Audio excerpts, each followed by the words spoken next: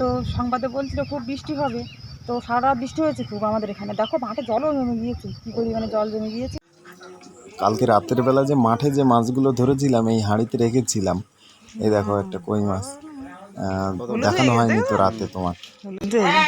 এই এই চাষ করা যে কই মাছগুলো সেইগুলোর এই নিচেটা এরকম হলুদ হয় না, মাঠের বলে চওড়া হয়, এর থেকে চওড়া হবে, এর থেকে পুরু হবে, কিন্তু এই নিচেটা হলুদ হবে না। এইটা দেখলে বোঝা যাবে যে এটা চাষ করা কিনা।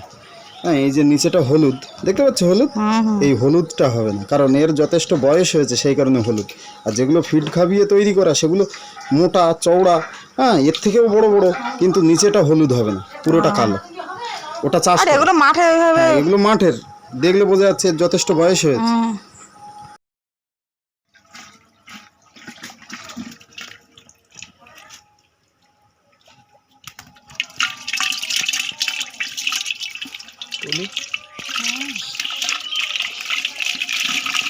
ধরা যাচ্ছে না ওই কই মাছ তো বড় ভালোই, ওইটা ভালো।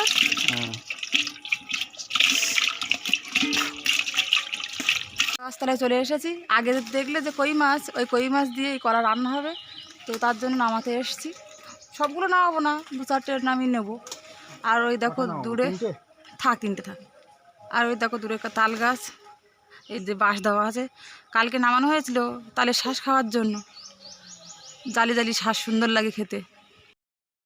নমস্কার বন্ধুরা, চিত্রাশ্রমীতে তোমাদের সবাইকে স্বাগত।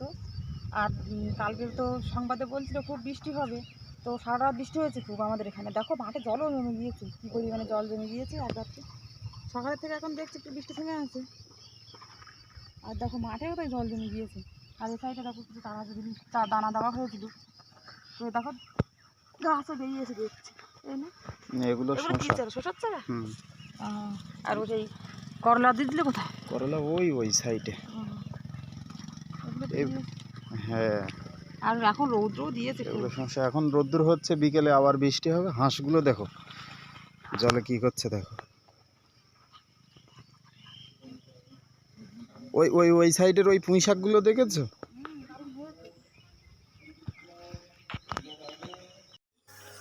আর এখানে দেখো আমরা আম গাছতলায় চলে এসেছি। এই আম গাছটা পুকুরের পাশে, আর এই ডালটা পুকুরের উপর এমনভাবে আছে, আমগুলো সব পুকুরে পড়ে যাচ্ছে, গিয়ে নষ্ট হয়ে যাচ্ছে। আর ওদিকে দেখো মেঘও হয়েছে, বৃষ্টি আসবে খুব তাড়াতাড়ি, তো সেই কারণে আমগুলো তুলে নিচ্ছি, নাহলে সব পুকুরে পড়ে যাবে। বৃষ্টি আসবে, এক্ষুনি বৃষ্টি আসবে।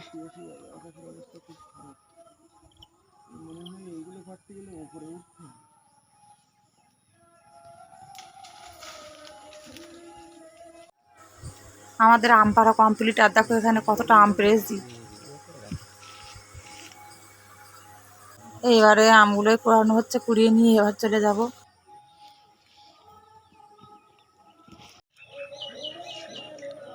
পুকুরটা নূতন কাটানো হয়েছে, তো জাল বেয়ে মাছ ধরলে কী হচ্ছে, ছোটো ছোটো মাছগুলো সব জালে বেঁধে যাচ্ছে আর গিয়ে মারা যাচ্ছে, সেই কারণে জাল আর পাওয়া যাচ্ছে না। তাই এই কলসিটা দেওয়া হচ্ছে, যাতে কলসির ভিতরে মাছগুলো ঢুকলে যেটা ভালো লাগবে সেইটা নিতে পারবো।